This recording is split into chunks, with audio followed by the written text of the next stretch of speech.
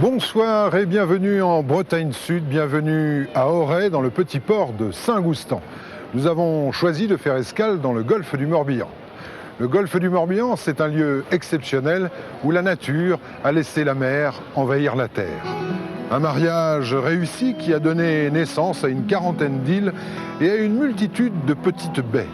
Son étendue, ses courants, ses lumières et sa douceur lui ont donné tous les atouts d'une petite mer intérieure, en breton, Morbihan. Une mer secrète mais toujours accueillante qui est devenue pour les hommes un véritable jardin. Et puis, pour la première fois cette année, tous les ports du Golfe ont voulu redonner avant la saison à cette petite mer son allure, sa silhouette d'autrefois. Et pour cela, ils ont invité tous les bateaux traditionnels, toutes les coques typiques qui font le charme du Golfe. Et croyez-moi, quand on propose à un marin de venir naviguer sur le Golfe, il ne refuse jamais.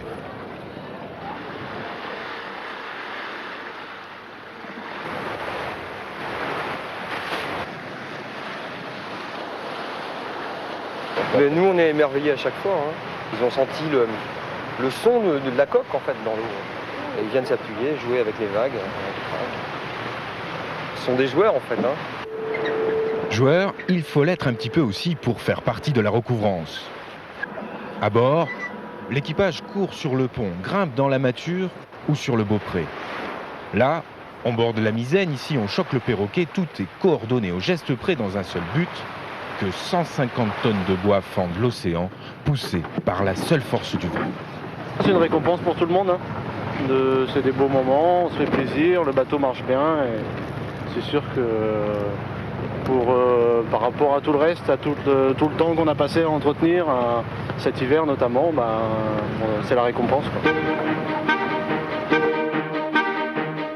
Le capitaine est fier de son bateau. Le navire emblématique de la ville de Brest est la réplique exacte d'un voilier militaire du 19e siècle, chargé à l'époque de transmettre les nouvelles sur le front.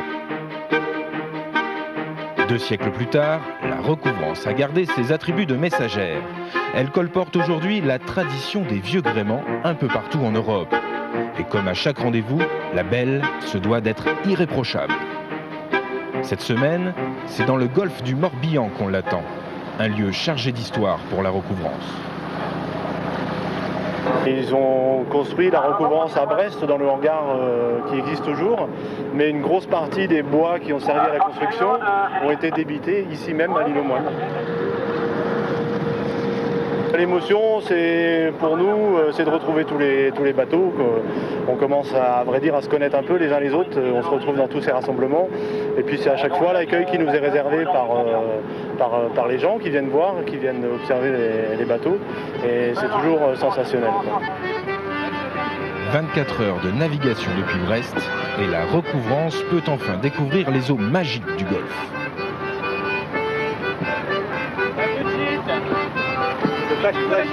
C'est le plus bel endroit du monde, c'est vraiment chouette. Le temps est magnifique, c'est superbe. C'est la première fois qu'on vient. On vient d'Écosse. Et là-bas, il fait froid, il pleut. Le courant est très fort ici. Aujourd'hui, ça va à peu près, mais on nous a dit qu'il fallait faire attention.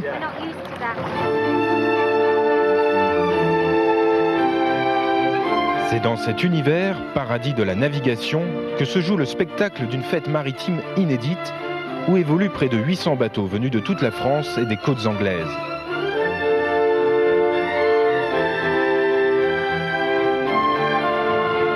La Semaine du Golfe, c'est un livre d'histoire où il n'y a pas de star.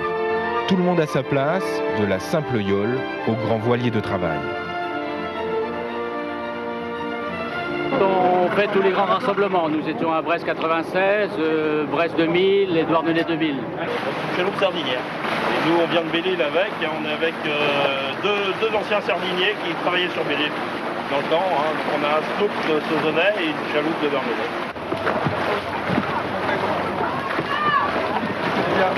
Là, on vient d'Auray, là. On est parti d'Auray ce matin.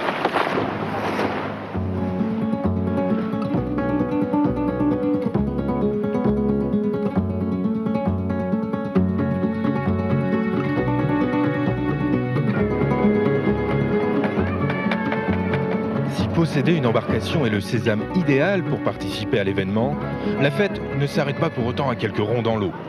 Ce serait mal connaître les marins qui aiment autant naviguer que s'arrêter dans les ports, comme ici au Bonneau, un ancien haut lieu de la pêche posé au cœur du golfe. Des escales comme celle-ci, il y en a un peu partout. Le public peut alors descendre sur les berges, les quais, admirer les voiliers et se souvenir du temps où ils naviguaient quotidiennement. Mais pourquoi est-ce qu'ils n'ont pas leur voile, ces bateaux? Parce qu'on peut pas naviguer dans la rivière Guilloise. Vous croyez? Mais autrefois, les bateaux, quand même, mais justement, ils rentraient dans le port du Bonneau à la voile. Il n'y a qu'à voir les anciennes cartes postales. Ils ont mais c'était pas fait comme ça. À la voile ou remorqué aussi avec les Xanax.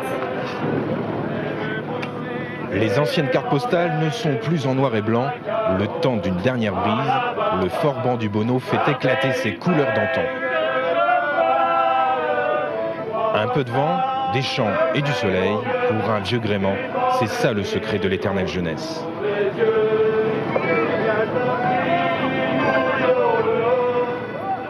Avec en prime les chants de marins. Lise, alors c'est pas tout à fait pareil que dans les autres fêtes, c'est que là il y a 800 bateaux qui sont quand même rentrés dans le golfe, mais on n'a pas l'impression qu'ils sont répartis différemment. Eh bien non, parce qu'en fait c'est une manifestation itinérante, alors dans le meilleur sens du terme, puisqu'il s'agit bien d'une balade de rive en rive, de port en port, dans tout le golfe du Morbihan, et chaque soir c'est une escale nouvelle pour les participants. Alors ce soir par exemple à Saint-Goustan, ce sont les yoles et les voiliers avirons qui sont là. Les yoles, vous les voyez derrière moi, ce sont des barques en bois, elles ont souvent des voiles multicolores, c'est un très très joli bateau. Et il faut des bras, il faut des bras. Alors, et un petit peu de musique pour se mettre en train. Donc il y a aussi les chants de marins, il y a des groupes traditionnels, irlandais, bretons, c'est très festif. Et cette fête de la mer justement ravive un petit peu toute l'ambiance qu'il y avait à Saint-Goustan il n'y a pas encore si longtemps, puisque Saint-Goustan c'était un port de commerce et de pêche très important dans le golfe du Morbihan. C'était aussi un monde à part, et le pont justement sur lequel nous nous trouvons, eh bien c'était une véritable frontière entre Auray et Saint-Goustan.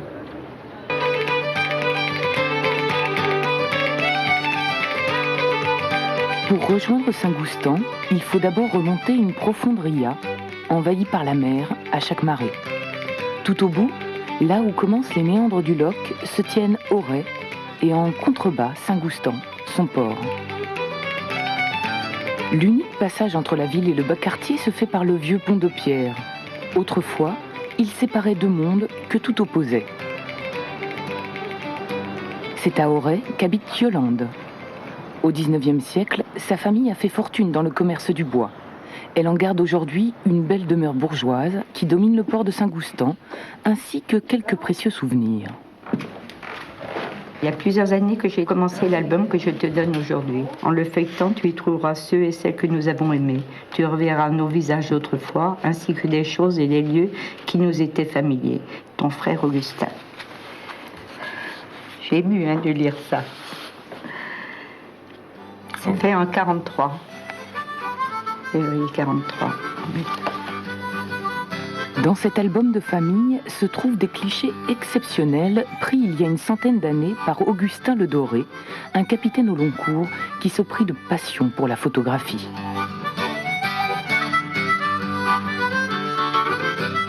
À sa mort, il va laisser en héritage ses photos qui racontent l'âge d'or de Saint-Goustan, la splendeur passée du cabotage breton, le temps où Lougre, Brique et Goélette convoyaient des poteaux de mine vers le pays de Galles et en revenaient les cales pleines de charbon.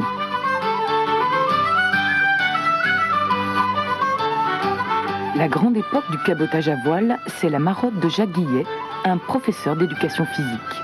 Il y a 25 ans, il découvre l'album de Yolande et les clichés d'Augustin. Bonjour Madame Le Doré. Bien. Passionné par l'histoire maritime de sa région, Jacques va alors effectuer des recherches pendant des années. Il recueille des anecdotes, des confidences, partage le quotidien des anciens. Il sent tout simplement que Saint-Goustan est beaucoup plus qu'un petit port amarré. Derrière les apparences se cacherait toute une histoire oubliée, celle-là même des Gustanais.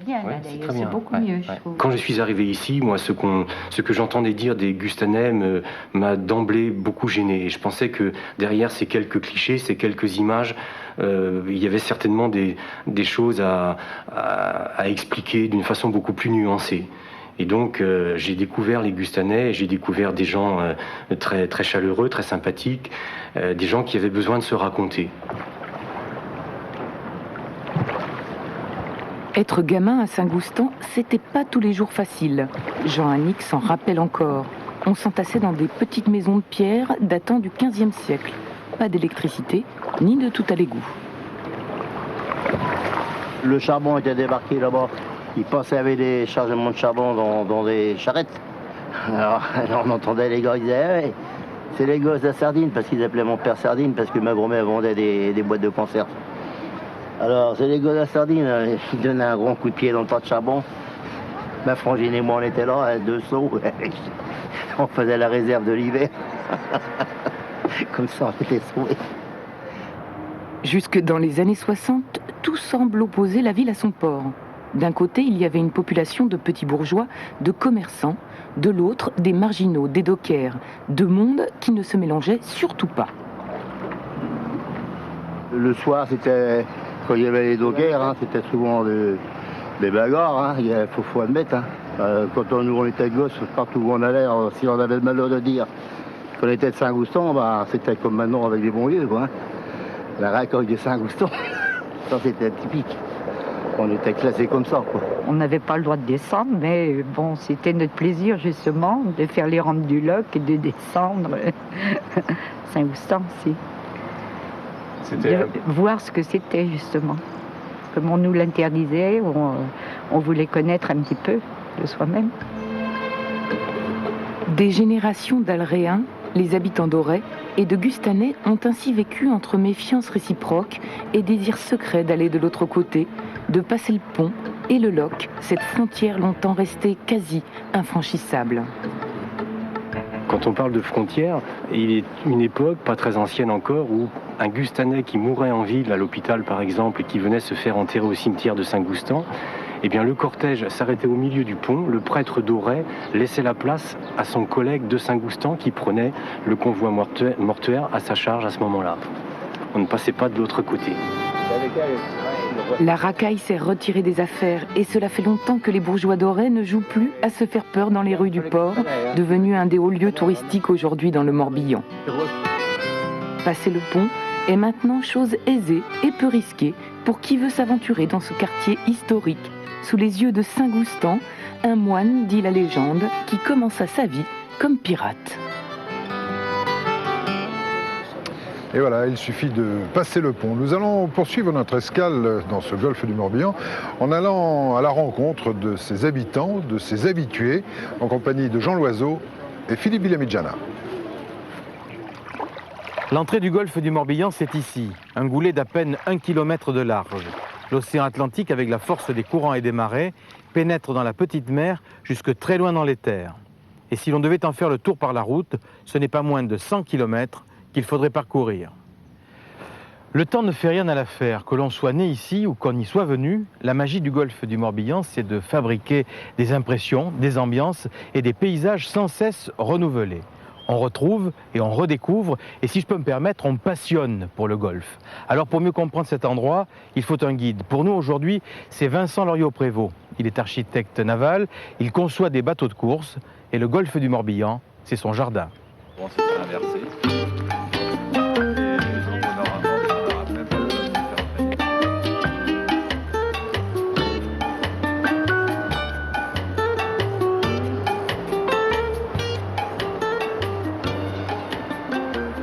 Le fait d'habiter dans le coin et d'avoir un petit bateau et d'avoir un peu tout cet environnement, ça donne quand même la possibilité de partager des trucs avec les enfants, passer des après-midi sur des passions un peu communes, c'est génial. Il y a à peine 10% des bateaux qui sont là. Tu vois, il y a plein de bouées vides encore. Tu nous laisses, tu veux qu'on l'emmène ? Tu veux qu'on l'emmène ? Non, bah il pêche, il est avec son cousin. Ah bon ? Bah, bonne balade, hein ? Bah oui. Pas trop de monde, le temps est doux, c'est le charme du golfe au mois de mai.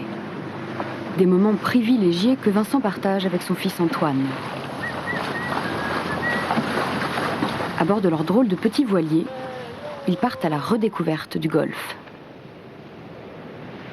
C'est de la balade, quoi. Avec plein d'îles, plein de chenaux, plein d'endroits par où passer ou ne pas passer, paysages variés, une petite mer, un petit jardin, quoi, un grand jardin, je veux dire. Et pour la navigation dans le Golfe, un facteur est incontournable, les courants de marée. À l'embouchure, ils peuvent atteindre 10 nœuds et sont parmi les plus puissants de nos côtes. Je crois que la surface de l'eau est un peu horizontale, mais pas du tout. Hein. Le courant est assez puissant, là. Et voilà, ça génère des tourbillons et on avance comme dans le lit d'une rivière, quoi.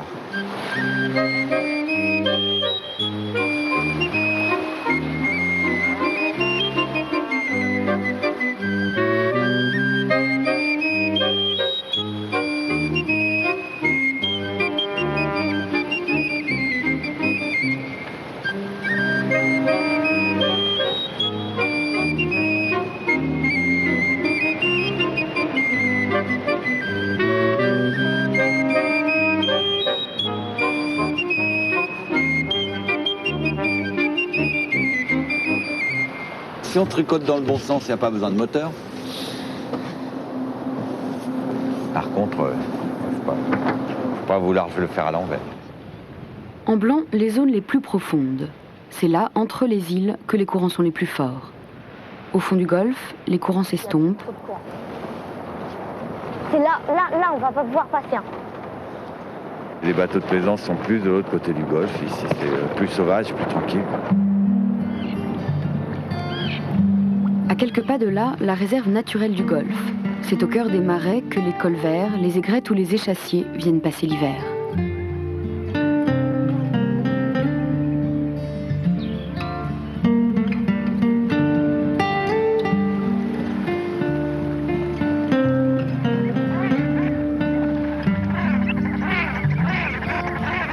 Pour aborder ces coins reculés, le Guépard de Vincent est l'embarcation idéale. Une plate agrémentée d'une voile et d'un foc, c'est le bateau typique du Golfe. C'est un bateau qui est assez rustique, qui craint pas grand-chose, que tu peux échouer facilement, s'il talonne un petit peu, c'est pas le drame. Bon, c'est un peu un petit 4x4, quoi, mais un peu qui est rigolo. Et maintenant, il doit y en avoir une quarantaine dans le coin, et quand on se retrouve, on fait des petites régates ensemble, on s'amuse bien. Aux alentours de l'île aux Moines, le Golfe prend soudain des reflets d'argent. C'est le calme avant la saison d'été qui sonne l'arrivée massive des bateaux à moteur. Portés par la marée montante, les bateaux, eux, rentrent dans le Golfe. Le temps de tirer quelques bords au milieu des grands voiliers, le petit Guépard se prend au jeu d'une régate improvisée.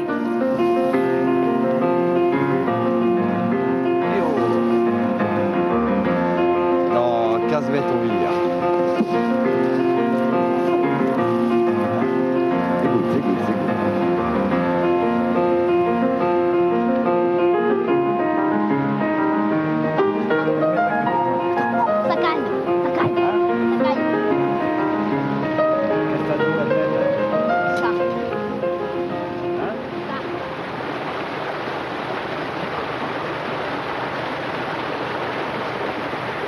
Avec ses marées importantes et ses baies abritées, le golfe du Morbihan était l'emplacement idéal pour des moulins. Alors non pas des moulins à vent, mais des moulins qui utilisent comme énergie la force de la mer, des moulins à marée.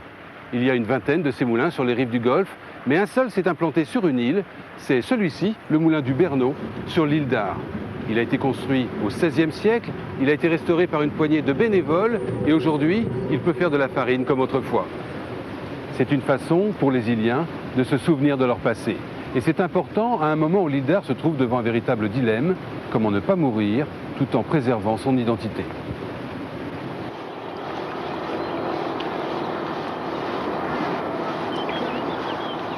Pour se rendre sur une île, il faut le plus souvent prendre un bateau. Jusque-là, me direz-vous, tout va bien. Mais travailler tous les jours sur une île lorsqu'on habite le continent, c'est plus étonnant. Dès l'aube, le passeur de l'île d'Ar emmène ses premiers passagers encore ensommeillés. Devant eux, les attend un petit quart d'heure de traversée. Un bon moyen pour se réveiller tout en douceur. Le plaisir, c'est de venir dans le bateau, de pouvoir regarder le paysage, mais sans être obligée de le regarder parce que je sais qu'il est là, que je peux en profiter tout le temps, tous les jours. Donc c'est vrai que dès qu'il fait beau, j'essaye de me mettre dehors et d'en profiter. Quand j'ai eu l'opportunité d'avoir ce poste, c'était vraiment un choix important, mais à la fois j'ai beaucoup réfléchi, mais en même temps j'avais très envie de prendre ce poste. Pour Maëva, c'est presque un rituel. La journée commence toujours par un voyage en bateau, puis en bus.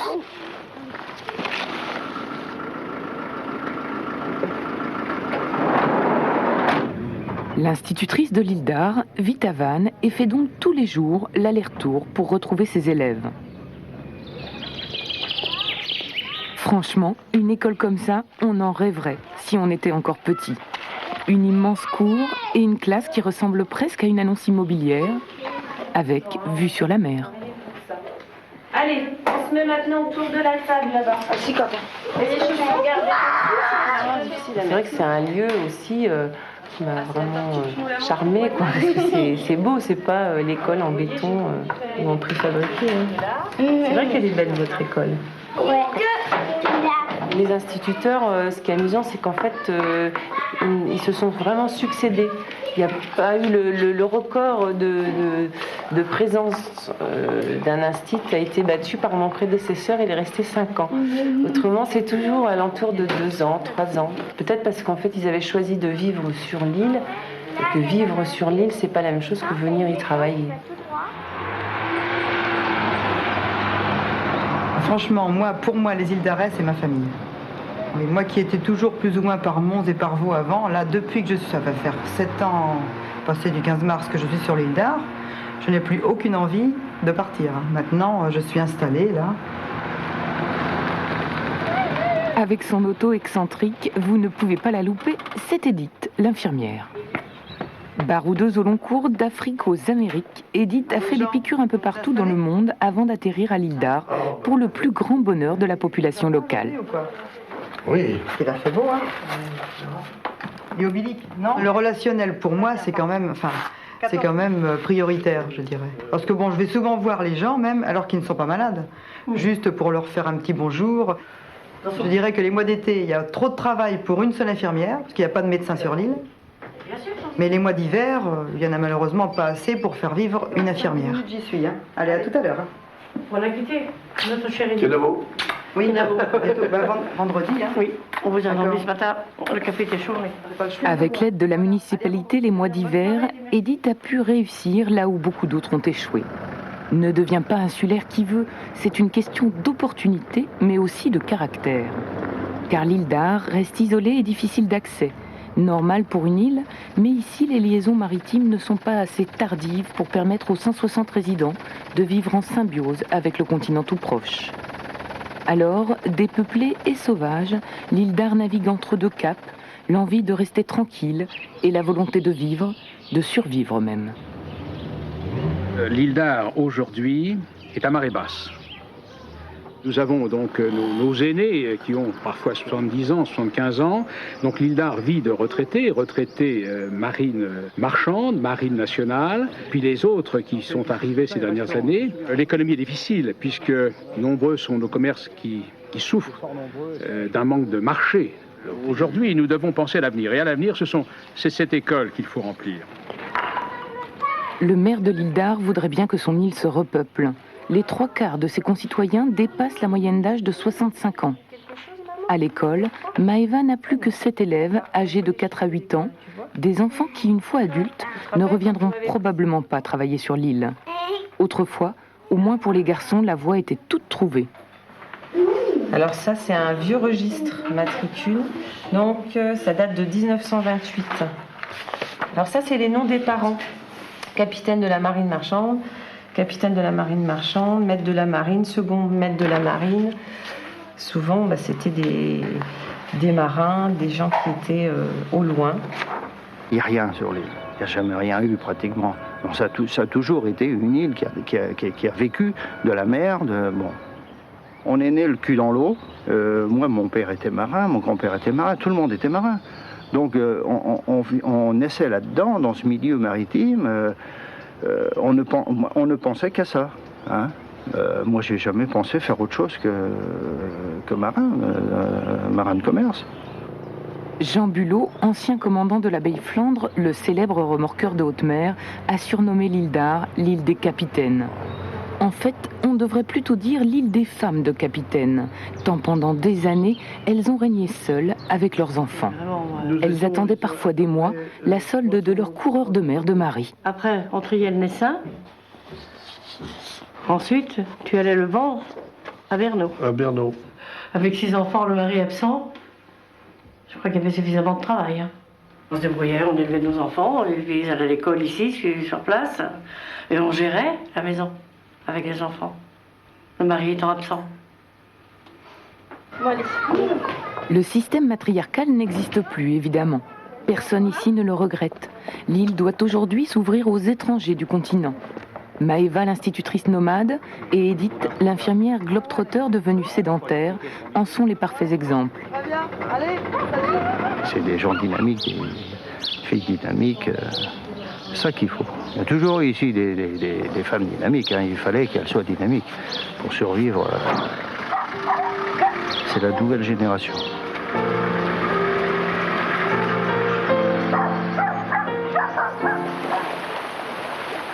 D'un côté, le continent, de l'autre, l'île de Berdère. Entre les deux, à peine une centaine de mètres que l'on pourra franchir à marée basse d'ici 1 heure à pied sec. Depuis toujours, les îles fascinent, qu'elles soient au bout du monde ou tout simplement posées, là, devant l'horizon. Mythe de l'île déserte, de l'île refuge, symbole de paix, de tranquillité, de liberté, les îles aujourd'hui sont de plus en plus convoitées et les marchands d'îles font recette. Alors bien sûr, tout le monde peut rêver de son île déserte, mais rares sont ceux qui en possèdent une.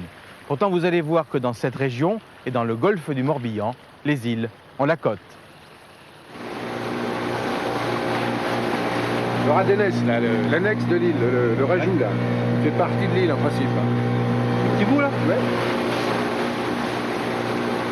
Ils sont pourtant grands et d'habitude plutôt sérieux, mais aujourd'hui, ce sont des gamins qui débarquent sous l'œil des moutons sur l'île au trésor. Dans la petite troupe de flibustiers d'un jour, le directeur d'une agence qui vend des châteaux, mais donc aussi, accessoirement, des îles, et une équipe venue filmer le petit paradis morbihanais pour une sorte de téléachat de milliardaires.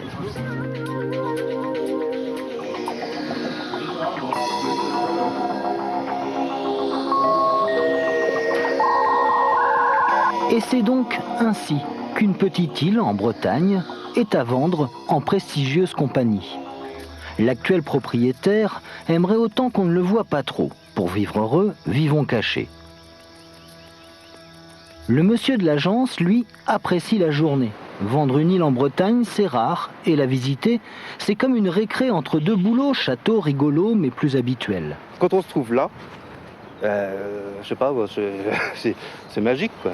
Ça, c'est l'île telle qu'on... Quand on a 15 ans, on rêve d'une île comme ça, quoi. On se promène le long des criques, on est tout seul au monde, là, en bas, là. C'est sûr, on marche tous. Construire une cabane de Robinson, être le naufragé volontaire d'un petit bout de terre, une seule maison sur 3 hectares entourée d'eau, partir à l'aventure, explorer les épaves, comme seul au monde, on n'a pas envie de le partager, ou alors quelques copains de passage. Celui qui achète une île, quelque part, c'est un peu s'isoler du monde. C'est comme dans un bateau, quoi. Une île, un bateau, c'est la même chose. On ne peut pas aller trop près des moutons, si on va trop près, eux, ils partent, quoi. Donc, il vaut mieux aller là, ici. Pour nous, agents immobiliers, c'est pas très rentable. Le temps qu'on y passe, mais, vous voyez, il y a ça en plus, quoi. Ça, c'est quand même mieux d'être ici que dans un 3 pièces à faire l'évaluation dans je sais pas quel arrondissement de Paris, quoi. Ce rêve, c'est quand même autour de 10 millions de francs, à 3 millions près, en plus ou en moins. Ça calme un peu, on se souvient qu'on est arrivé en bateau et qu'il n'y a pas moyen de faire autrement. C'est devenu hors de prix, c'est le principe des choses qui sont rares. Les choses qui sont rares ont un prix par rapport à leur rareté, quoi. Avant, on était en comparaison avec le prix du faubourg Saint-Honoré à Paris. Maintenant, on l'a dépassé. On est plus cher en golfe du Morbihan pour certaines propriétés excessivement bien placées que le prix du faubourg Saint-Honoré à Paris. Vous voyez, c'est pas l'équivalent, quoi. Oui, mais voilà, les coups de foudre amoureux ne se calculent pas. À un coup d'aile de mouette, c'est une autre histoire, mais toujours un petit bout de terre entouré d'eau. Alain Le Kernec n'a pas acheté d'île. Il n'en avait d'ailleurs pas du tout les moyens. Juste une maisonnette ou ce qu'il en restait sur une presqu'île au fond du golfe. À marée basse, on passe à pied, il n'y a que 3 maisons. J'ai découvert ici absolument par hasard. J'étais parti avec ma sœur et mon beau-frère en famille sur une belle plage du Golfe, m'avait-il dit. Tout le monde se baignait, tout le monde batifolait vers la flotte. Et moi, je tournais le dos à tout le monde. J'étais fasciné par cette espèce de ruine. Je me demandais, mais comment ça peut exister, cette affaire-là? Et voilà, j'étais vraiment en arrêt. Pendant 2 heures, j'ai pas regardé l'eau. J'étais en arrêt devant ce truc. Je me suis approché. J'ai essayé de pénétrer. À l'intérieur, c'est une espèce de forêt vierge de ronces. Je pensais pas que ça pouvait exister. Et là, j'ai pas réfléchi. Je suis parti au cadastre pour demander à qui ça appartenait. J'ai acheté cette maison, cette ruine, ces murs, et je me suis mis à reconstruire pendant une dizaine d'années sans arrêt. 10 ans passés à tout faire à la main comme on restaurerait un bateau oublié au bord de l'eau. Finalement, c'est donc un sortilège. Il n'aurait pas fallu dévorer enfant l'île mystérieuse, l'île au trésor ou Robinson Crusoe. L'autre île, tout à l'heure, la première, trouvera un autre amoureux. Et la petite maison à volets bleus restera le jardin secret de notre artiste, dessinateur et affichiste, le coup de folie d'Alain Le Kernec.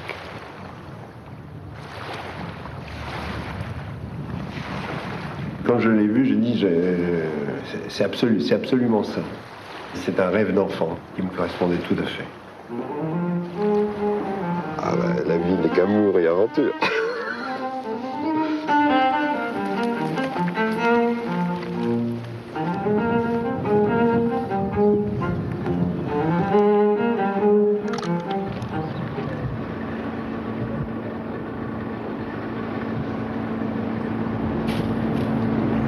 Le golfe est un plan d'eau magnifique, mais ce n'est pas pour autant qu'une immense base de loisirs pour les touristes ou les plaisanciers. Les chalands ostréicoles, les petits chalutiers multicolores sillonnent eux aussi la petite mer. Une petite mer qui recèle bien des richesses, les huîtres bien sûr, mais aussi des rougets, des crevettes, les palourdes et les morgates. Alors question, une morgate c'est quoi? Si vous séchez, écoutez bien ce qui va suivre et vous saurez tout, mais alors absolument tout sur cette petite bête. Allez. À Port-Anna, généralement, on n'attend pas le lever du soleil pour s'activer.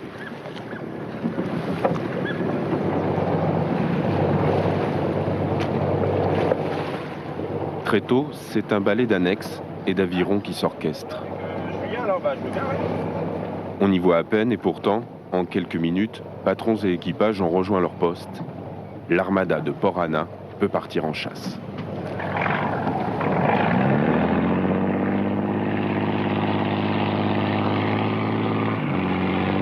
C'est vrai que c'est là qu'on retrouve la grande majorité des bateaux du Golfe qui font la pêche. On est actuellement 21 bateaux dans le port là et ça fait une belle armada. Ouais.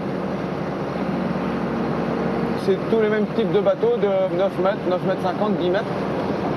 On est resté toujours comme ça parce que ça nous permet de partir là comme en ce moment le matin et de rentrer au milieu d'après-midi. On ne demande pas plus, on est bien comme ça. Ah, le gibier. On va chasser la morgate ce matin, ouais. Morgate, la sèche qu'on appelle morgate par ici, ouais.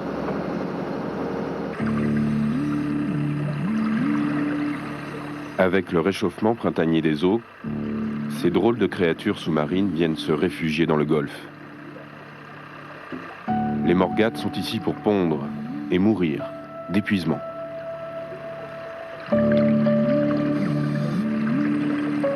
Un noble destin qui s'arrête parfois brutalement, bien avant l'agonie finale, au bout d'une corde, dans ce casier qui les attend.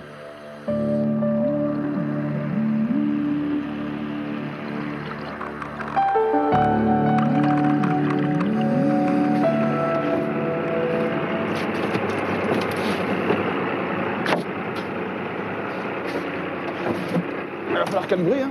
Tout au long de l'année, Thierry Jacob et son équipier Christophe pêchent la crevette, la palourde, le rouget ou la coquille Saint-Jacques. Mais en ce moment, c'est particulier, presque un rituel, on sort les casiers pour traquer la sèche, avec une méthode vieille comme le monde. Et évidemment, eh bien, nos anciens, au fil des ans, se sont rendus compte qu'en mettant une femelle dans le casier, ça attirait les mâles. Alors on continue, on essaie de trouver une femelle, voilà une belle femelle là. C'est ainsi que le congénère, attiré par la belle ou tout simplement plus curieux que les autres, se retrouve à son tour emprisonné.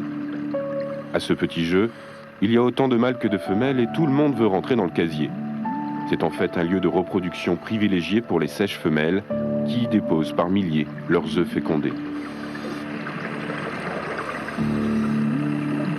Donc chez le mâle, les stries sont plus prononcées. Ça c'est la femelle.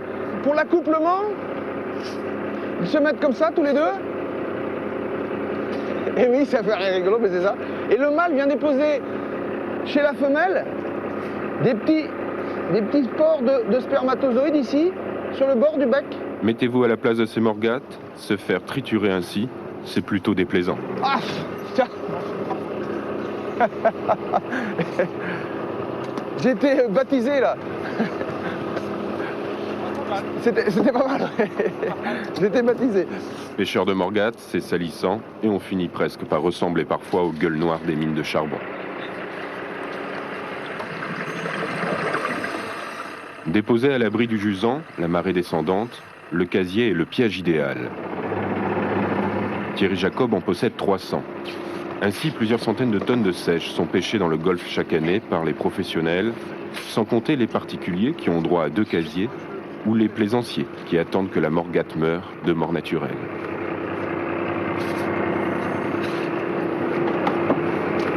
Une morgate en fin de vie, oui.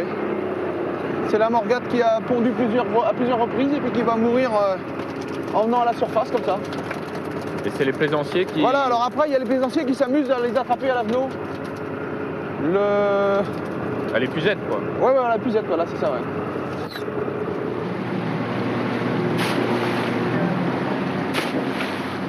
La morgate pêchée, il faut la nettoyer. Avis aux âmes sensibles, l'opération est impressionnante.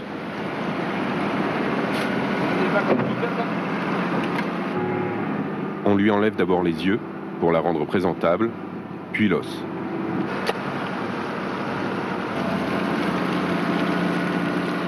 Ne resteront que le blanc et la tête, un délice qui sera exporté en Espagne, en Italie ou au Japon, où l'on aime préparer la sèche en sushi. Ça se mange en blanc, façon en salade, soit américaine, à la crème, il y a plein de recettes. Dans quelques jours, la saison de la sèche sera terminée. Thierry et ses collègues pêcheurs de Port Anna iront remiser leur casier en attendant l'année prochaine que la morgate revienne pondre et mourir.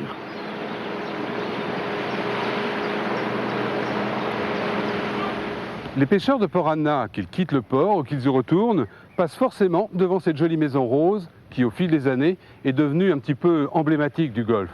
Elle est aussi, plus simplement, un excellent point de repère pour les marins qui sont un petit peu perdus dans ce labyrinthe d'îles et de chenaux. Alors la maison rose, elle en a vu passer des bateaux, mais il en est un qui lui convient tout particulièrement. C'est un bateau à coque noire, avec des voiles qui lui ressemblent, c'est le Sinago. On le croyait disparu, il est vivant et bien vivant. C'est un chantier de marine en bois à l'île aux Moines et donc au bord de l'eau comme il se doit. C'est la petite routine de fin d'hivernage, mais avec les beaux jours revient le temps des préparatifs de mise à l'eau des bateaux. C'est la ronde des rabots, des marteaux, des rouleaux. On a changé quelques bordées amochées par l'eau douce, c'est jamais bon l'eau douce. On ponce, on vernit,